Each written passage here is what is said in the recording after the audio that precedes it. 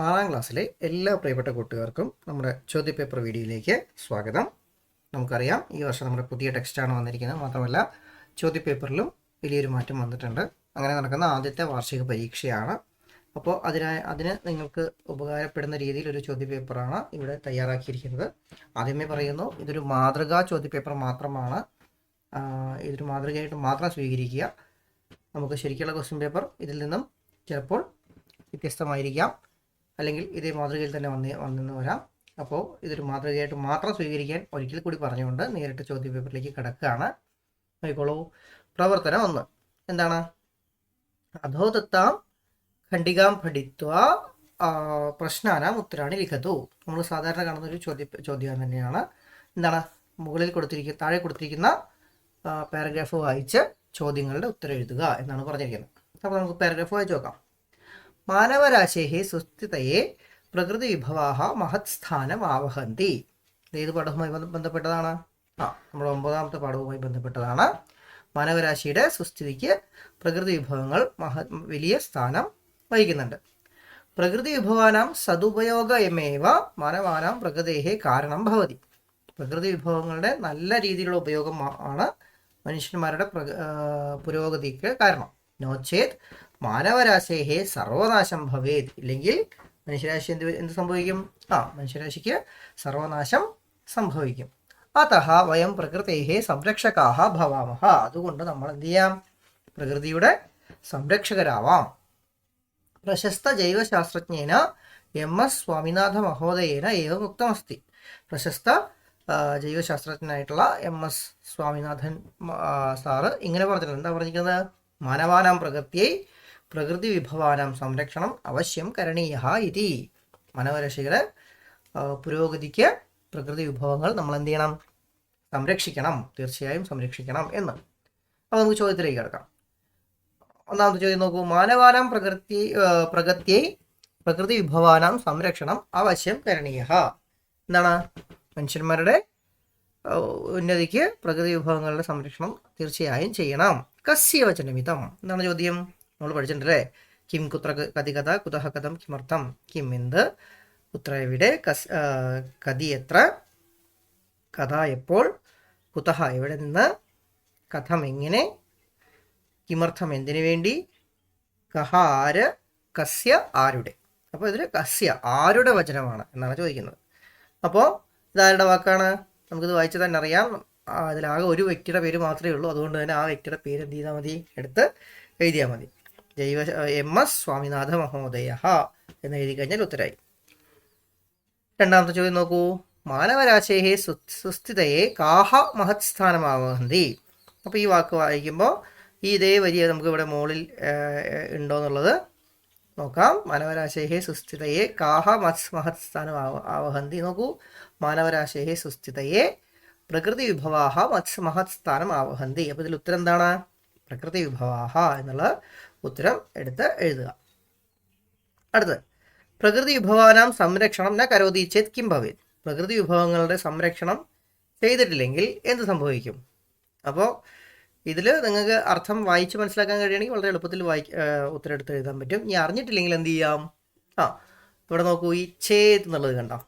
ആ ഛേദ് എന്നത് നമുക്കൊരു ഹുക്ക് വേർഡായിട്ട് ഉപയോഗിച്ചുകൊണ്ട് ഛേദ്.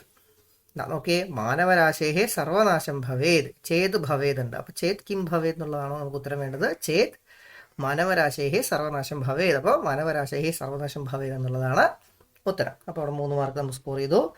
അവസാനത്തെ 4ാമത്തെ ചോദ്യം നോക്കൂ. ഖണ്ഡികായെ ഉചിതം ശീർഷകം ദദാതു. ഇതെന്ത് ചെയ്യുക? ഉചിതമായ ശീർഷകം കൊടുക്കുക. എന്താ നമുക്കിപ്പോൾ ഇതിൽ ശീർഷകം കൊടുക്കാം? പ്രകൃതി സംരക്ഷണം എന്ന് കൊടുക്കാം, അല്ലെങ്കിൽ പ്രകൃതി വിഭവ സംരക്ഷണം എന്ന് കൊടുക്കാം. അങ്ങനെ നമുക്ക് ഉചിതമായ രീതിയിൽ എന്ത് ടൈറ്റിൽ വേണമെങ്കിലും നമുക്കിതിന് കൊടുക്കാൻ കഴിയും. ഓക്കെ. അപ്പോൾ ഈ ഒരു രീതിയിൽ നമുക്ക് അവിടുത്തെ 4 മാർക്കും സ്കോർ ചെയ്യാം.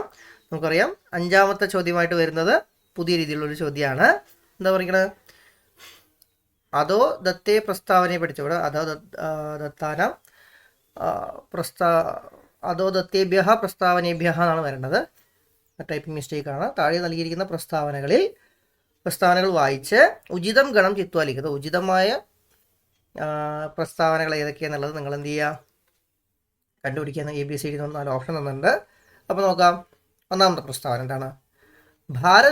ഭാരതസ്യ രാജ്യാംഗസ്യ ശില്പി ഭവതി ഡോക്ടർ ബി ആർ അംബേദ്കർ. എന്താ രാജ്യാംഗം? നമ്മുടെ ഭരണഘടന. അപ്പോൾ ഭാരതത്തിൻ്റെ ഭരണഘടനയുടെ ശില്പിയാണ് ഡോക്ടർ ബി ആർ അംബേദ്കർ. ശരിയാണോ? ശരിയാണെങ്കിൽ ഒന്നിൻ്റെ അവിടെ ഒരു ടിക്ക് ഇടാം. അടുത്ത, ഭാരതസ്യ പ്രഥമ വിദ്യാഭ്യാസ മന്ത്രി ഭവതി ഡോക്ടർ ബി ആർ അംബേദ്കർ. എന്താണ് പറഞ്ഞിരിക്കുന്നത്? ഭാരതത്തിൻ്റെ ആദ്യത്തെ വിദ്യാഭ്യാസ മന്ത്രിയാണ് ഡോക്ടർ ബി ആർ അംബേദ്കർ. ശരിയാണോ? അല്ല അല്ലേ? ആദ്യത്തെ വിദ്യാഭ്യാസ മന്ത്രി ആരാണ്? അതിൽ മൗലാന അബ്ദുൽ കലാം ആസാദ് ആണെന്ന് നമ്മൾ ഈ അംബേദ്കറുടെ പാഠത്തിൽ തന്നെ 2ാമത്തെ പേജിൽ പറയുന്നുണ്ട്. അദ്ദേഹത്തിൻ്റെ ജന്മദിനമാണ് ദേശീയ വിദ്യാഭ്യാസ ദിനമായിട്ട് ആചരിക്കുന്നതൊക്കെ പറഞ്ഞിട്ടുണ്ട്. അപ്പോൾ ഇത് തെറ്റാണ്. 1 ശരി 2 തെറ്റ്. അടുത്ത്, ഭാരതസ്യ പ്രഥമ നിയമമന്ത്രി ഭവതി ഡോക്ടർ ബി ആർ അംബേദ്കർ. ശരിയാണോ? ഭാരതത്തിൻ്റെ ആദ്യത്തെ നിയമമന്ത്രിയാണ് ഡോക്ടർ ബി ആർ അംബേദ്കർ. ശരിയാണ് അല്ലേ? Okay. Doctor B R Ambedkar Bharat Ratna പുരസ്കാരേണ സമാദൃത. ബി ആർ അംബേദ്കറിന് എന്ത് കിട്ടിയിട്ടുണ്ട്? ഭാരതരത്ന കിട്ടിയിട്ടുണ്ട്. ഉണ്ടോ? ഉണ്ട്. ആ പാഠത്തിൻ്റെ അവസാനം പറയുന്നത് 1990 അദ്ദേഹത്തിന് ഭാരതരത്ന ലഭിച്ചു. ശരി. അപ്പോൾ ഇതിൽ ഏതൊക്കെയാണ് ശരി? 1, 3, 4 ശരി 2 തെറ്റ്. അപ്പോൾ ഓപ്ഷൻ നോക്കൂ. 1, 2, 3 സാധു എന്ന് പറഞ്ഞാൽ ശരി, 4 തെറ്റ്. ശരിയാണോ? അല്ല. 1, 2, 4 ശരി 3 തെറ്റ്. ശരിയാണോ? അല്ല, നമ്മൾ പറഞ്ഞു 1, 3, 4 ശരി. അപ്പോൾ 2, 3, 4 ശരി 1 തെറ്റ്. അല്ല, 1, 3, 4 ശരി 2 തെറ്റ്. അപ്പോൾ ഡി എന്നുള്ളതാണ് ശരിയായിട്ടുള്ള ഉത്തരം. അപ്പോൾ ഈ ചോദ്യം എഴുതുമ്പോൾ നമ്മൾ ഉത്തരം കണ്ടെത്തിയാൽ മാത്രം പോരാ, ശരിക്കുള്ള ഉത്തരം ഏതാണെന്നുള്ളത് കൃത്യമായിട്ട് മാർക്ക് ചെയ്യുക കൂടി വേണം. നമുക്കിവിടെ കൺഫ്യൂഷൻ ഉണ്ടാക്കുന്ന രീതിയിലാണ് ചോദ്യങ്ങൾ നൽകിയിരിക്കുന്നത് അല്ലെങ്കിൽ ഉത്തരങ്ങൾ നൽകിയിരിക്കുന്നത്. അപ്പോൾ അത് കൃത്യമായി കണ്ടെത്തുക. ഓക്കെ. 2ാമത്തെ പ്രവർത്തനം നോക്കൂ. പ്രഹേളികാനാം ഉത്തരം കോഷ്ടക ചിത്വാലിഖതു. എന്താണ്? കടങ്കഥകളുടെ ഉത്തരം ബ്രാക്കറ്റിൽ നിന്ന് എടുത്ത് എഴുതുക. നമ്മുടെ 10ാമത്തെ പാഠഭാഗവുമായി ബന്ധപ്പെട്ടതാണ്. 10ാമത്തെ പാഠഭാഗത്തിൽ നമ്മൾക്ക് ഏതാണ്ട് 8ഓളം പ്രഹേളികകൾ പഠിക്കാനുണ്ട്. അപ്പോൾ അത് എല്ലാം നന്നായിട്ട് വായിച്ചു പോയാൽ മാത്രമേ ഈ ചോദ്യങ്ങൾക്ക് ഉത്തരം എഴുതാൻ കഴിയുള്ളൂ. അപ്പോൾ ഇവിടെ 4 ഉത്തരങ്ങൾ നൽകിയിട്ടുമുണ്ട്. കേരവൃക്ഷ, പത്രം, ഗജഹ, സിംഹ. അപ്പോൾ ഇതിൽ ചേരുന്ന പ്രഹേളിക ഏതാണെന്നുള്ളത് കണ്ടുപിടിക്കുക എന്നുള്ളതാണ്. ഇത് ടെക്സ്റ്റ് ബുക്കിൽ അതേ തന്നെയാണ് തന്നിരിക്കുന്നത്. നോക്കൂ. അപ്പത്തോ ദൂരഗാമീച്ച സാക്ഷരോ നച്ച പണ്ഡിത അമുഖ സ്ഫുട വക്താച്ച യോജാനാദി സപണ്ഡിത. എന്താണ്? കാലില്ല, ദൂരെ പോകും, സാക്ഷരനാണ്, പണ്ഡിതനല്ല. അമുഖ, വായില്ല, നന്നായി സംസാരിക്കും. യോജാനാദി സപണ്ഡിത. ആരാണതിൽ? ഉത്തരം പറഞ്ഞോളൂ. പത്രം എന്നുള്ളതാണ് അല്ലേ ഉത്തരം. കത്ത്. ശരി. 2ാമത്തെയോ? മേഘശ്യാമോസ്മി നോ കൃഷ്ണോ മഹാകായോ ന പർവ്വത ബലിഷ്ഠോസ്മി ന ഭീമോസ്മി യോജാനാദി സപണ്ഡിത. എന്താണ്?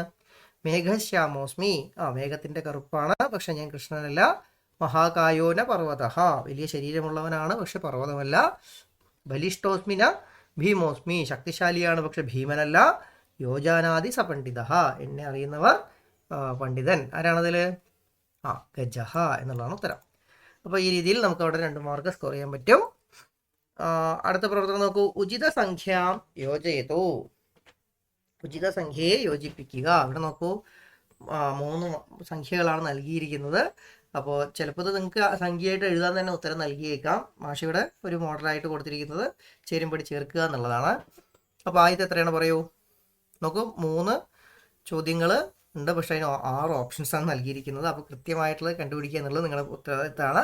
അപ്പോൾ ആദ്യത്തെ നോക്കൂ, 1950. അപ്പോൾ സംസ്കൃതത്തിൽ എഴുതുന്ന സമയത്ത് സംഖ്യ ഇങ്ങനെയാണ് പോവുക. അപ്പോൾ ഇവിടെ ആദ്യത്തെ 2 സംഖ്യ എത്രയാണ്? 50 ആണല്ലേ. അപ്പോൾ 50 എന്താ പറയുക? ആദ്യം ആലോചിച്ചാൽ തന്നെ ഇവിടെ ഉത്തരം കിട്ടും. 50 എന്താ പറയുക? 50. അപ്പോൾ 50 അധിക 900 സഹസ്രം എന്നുള്ളതാണ് ഉത്തരവിൻ്റെ. ഇവിടെ നോക്കൂ, 50 ഏതുള്ളത്? 50 അധിക 900 സഹസ്രം എന്നുള്ളതാണ് ഉത്തരം.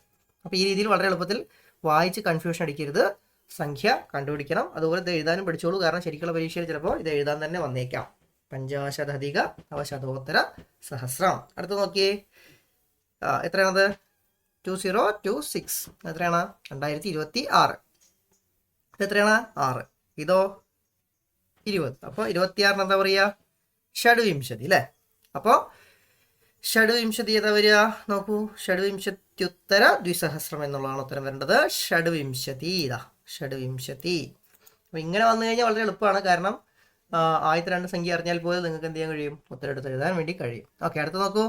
788, 788. അപ്പോൾ 8-ന് എന്താ പറയുക, അഷ്ട. 88-ന് അഷ്ടാ അശീതി. അപ്പോൾ നോക്കൂ, ഇവിടെ അഷ്ട വെച്ച് തുടങ്ങുന്ന ഏതൊക്കെയുണ്ട്, അഷ്ടാശീതി ഉണ്ട്, അഷ്ടോത്തരി ഉണ്ട്. അഷ്ടോത്തര സപ്തശതം എന്ന് പറഞ്ഞാൽ എത്രയാണ്, 708 ആവുന്നുള്ളൂ. നമുക്ക് 788 വേണം. അപ്പോൾ ഏതാണ് വരിക, അഷ്ടാശീത്യുത്തര സപ്തശതം എന്നുള്ളതാണ് നമുക്ക് എന്ത് വരേണ്ടത്, ഉത്തരം വരേണ്ടത്. അപ്പോൾ ഈ രീതിയിൽ അവിടെ 3 മാർക്കുകൾ നമുക്ക് വളരെ എളുപ്പത്തിൽ സ്കോർ ചെയ്യാം. പക്ഷേ സംഖ്യ അറിയണം, എന്നാൽ മാത്രമേ നമുക്ക് എന്ത് ചെയ്യാൻ കഴിയുള്ളൂ, സ്കോർ ചെയ്യാൻ വേണ്ടിയിട്ട് കഴിയുള്ളൂ. മൂന്നാമത്തെ പ്രവർത്തനം നോക്കൂ. സൂചനാം ദൃഷ്ട ഉദാഹരണാനുസാരം ലഘു ടിപ്പണി ലിഖതു. സൂചന അനുസരിച്ചിട്ട് ഒരു ചെറിയൊരു ടിപ്പണി എഴുതുക എന്നുള്ളതാണ് പറഞ്ഞിരിക്കുന്നത്. നോക്കൂ. നാമ മഹാത്മാഗാന്ധി, ജന്മദിനം 1869 ഒക്ടോബർ 2. പിതാ കരംചന്ദ് ഗാന്ധി, മാതാ പുത്തലിഭായ്, പത്നി കസ്തൂർബ ഗാന്ധി, ദിവംഗതി 1948 ജനുവരി 30. നോക്കൂ, ആരെ കുറിച്ചുള്ളതാണിത്, മഹാത്മാഗാന്ധിയെ പറ്റിയുള്ള ജന്മദിനം കൊടുത്തിട്ടുണ്ട്, അച്ഛൻ, അമ്മ, ഭാര്യ എന്നുള്ളൊരു പേര് കൊടുത്തിട്ടുണ്ട്, ദിവംഗതി മരണവും കൊടുത്തിട്ടുണ്ട്. ഉദാഹരണം നോക്കൂ.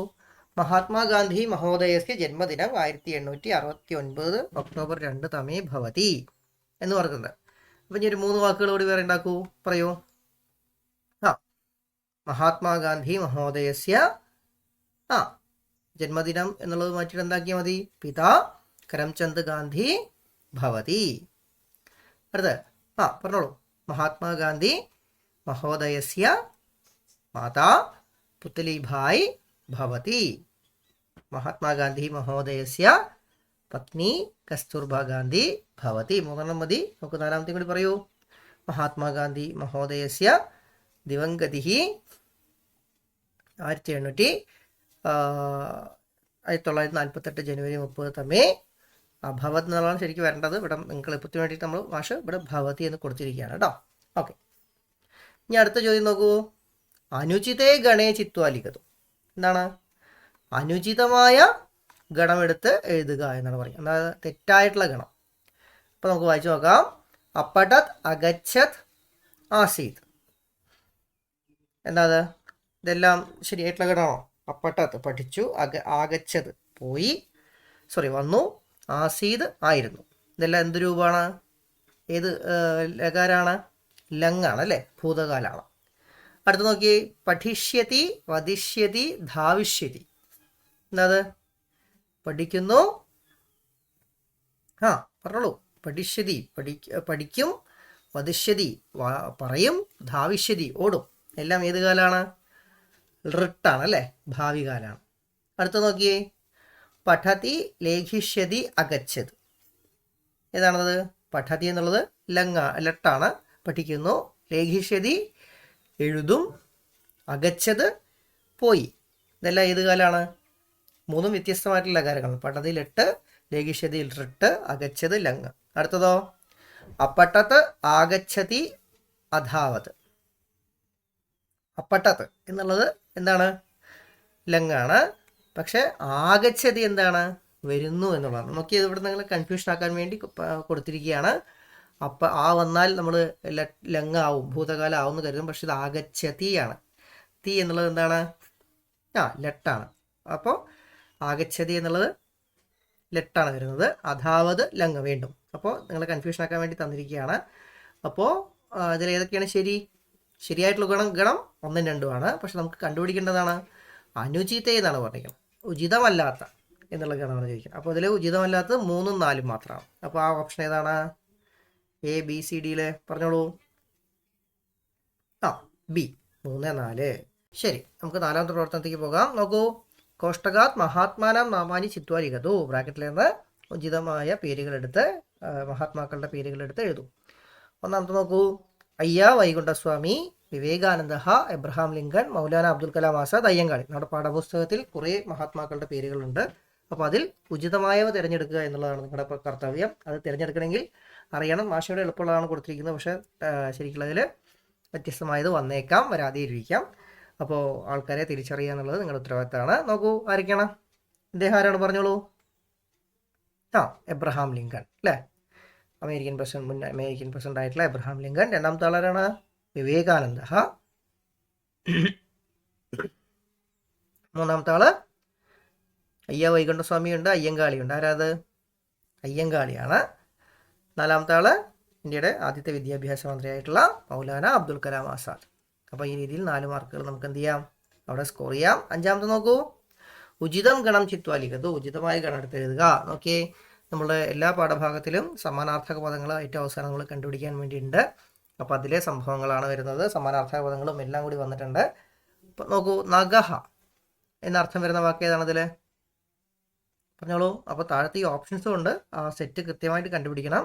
നഗഹ പറയൂ. ആ, പർവതഹ അല്ലേ? അപ്പോൾ ഒന്ന് ഗായാണ്. അപ്പോൾ നിങ്ങൾ ആദ്യം തന്നെ ഇതിൽ ഒന്ന് ഗായായിട്ടുള്ള ഓപ്ഷൻ ഏതൊക്കെയാണെന്നുള്ളത് കണ്ടുപിടിച്ച് വെക്കണം. ഓക്കെ, ഒന്ന് ഗ, എ, ബി, ഡി, 3 ഓപ്ഷൻസ് ഉണ്ട്. അടുത്ത് 2 പവനഹ. പവനഹ എന്ന് പറഞ്ഞാൽ എന്താണ്? ഗജഹ, പർവതഹ, വായുഹു, കർണഹ, രവീന്ദ്രനാഥ ടാഗോർ ഏതാ വരിക? ആ, വായുഹു അല്ലേ, ഘ. അപ്പോൾ ഒന്ന് ഗായും 2 ഘായും ആയിട്ടുള്ള ഓപ്ഷൻ. വീണ്ടും എ, ബി, ഡി ഈ ഓപ്ഷൻസ് ഉണ്ട്. മൂന്നാമത്തെ ഭാനുസിംഹ. ആരാണ് ഭാനുസിംഹൻ? ആ, പറഞ്ഞോളൂ. രവീന്ദ്രനാഥ ടാഗോർ ആണല്ലേ. രവീന്ദ്രനാഥ ടാഗോറിൻ്റെ തൂലികാനാമാണ് ഭാനുസിംഹ എന്നുള്ളത്. അപ്പോൾ മൂന്നാമത്തെ എന്താ വരിക ഉത്തരം? ക. അപ്പോൾ എ, ബി, ഡിയിൽ ഏതാണ് ക വരുന്നത്? ആകെ ഒരു ഓപ്ഷനേ ഉള്ളൂ. Okay, D. അപ്പം ഇനിയിപ്പോൾ നാലാമത്തെ നോക്കേണ്ട കാര്യമില്ല, ഓൾറെഡി എന്ത് ചെയ്യാൻ കഴിയും, ഉത്തരം എഴുതാൻ കഴിയും. അപ്പോൾ ഡി എന്നുള്ളതാണ് ഉത്തരം വരിക. അപ്പോൾ ഈ രീതിയിൽ സമാനാർത്ഥ പദങ്ങൾ, അതുപോലെ മഹാത്മാക്കളുടെ ജീവചരിത്രം അല്ലെങ്കിൽ അവരുടെ പേരുകളും എല്ലാം വെച്ച് വരാം. ഓക്കെ, ശരി. അഞ്ചാമത്തെ പ്രവർത്തനം മാഷ് ഇതുവരെയുള്ള എല്ലാ മാതൃകയിലുള്ള ക്വസ്റ്റ്യൻസും കൂടി ഒന്നിച്ച് ഇട്ടിരിക്കുകയാണ്. അപ്പോൾ ആ രീതിയിൽ തന്നെ നമുക്ക് ചെയ്യാം. നോക്കൂ, ഒന്നാമത്തെ ഉദാഹരണാനുസാരം പൂരയിതു. സഹ കേരളീയ അസ്തി, അഹം കേരളീയ അസ്മി. നമ്മുടെ അവസാനത്തെ പാഠഭാഗവുമായി ബന്ധപ്പെട്ടാണ്. അവൻ കേരളീയനാണ്, അഹം കേരളീയ അസ്മി, ഞാൻ കേരളീയനാകുന്നു. അപ്പോൾ ആണ്. സഹ ഗായക അസ്തി, അഹം എന്താ വരിക? ഗായക അസ്മി എന്നാണ് പറയുന്നത്. അടുത്ത ആ ഒരു രീതിയിൽ തന്നെ ചിലപ്പോൾ വന്നേക്കാം. അടുത്ത ഉദാഹരണാനുസാരം പൂരയിതു. നോക്കൂ, ധനജ എന്നുള്ളത് ഒരു വിഗ്രഹം. ധനാജായത്തെ ഇതി, ധനജ ധനത്തിൽ നിന്നുണ്ടാകുന്നു. അപ്പൊ അങ്ങനെയാണെങ്കിൽ ജലജ എന്താ വരേണ്ടത്? പറയൂ. ആ, ജലാത് ജായത്തെ ഇതി. ഉദാഹരണം കിട്ടിയ നമുക്ക് എഴുതാം. അടുത്തത് ഭീമഹ ആകാരഹ യസ്യ സഹ ഭീമാകാരഹ. ഭീമഹ ആകാരഹ, ഭീമമായ ശരീരമുള്ളവനാരോ അവൻ ഭീമാകാരൻ എന്നുള്ളതാണ്. അപ്പോൾ നീലഹ കണ്ഠഹ യസ്യ സഹ, നീലമായ കഴുത്തുള്ളവൻ ആരാണ്? ആ, ഒറ്റ വാക്ക് പറയൂ. ഭീമഹ ആകാരഹ ഭീമാകാരഹ. അപ്പൊ നീലഹ കണ്ഠഹ, ഇവിടെ ആ വന്നുകൊണ്ടാണ് ഇവിടെ ദീർഘം വന്നിരിക്കുന്നത്. അല്ലെങ്കിൽ എന്ത് വന്നേനെ? ദീർഘം വരില്ല. അപ്പോൾ നീലഹ കണ്ഠഹ നിങ്ങൾക്ക് പരിചയമുള്ള പേരിനെയാണ്. ആ, നീലകണ്ഠഹ ശിവന്റെ പര്യായാണ്.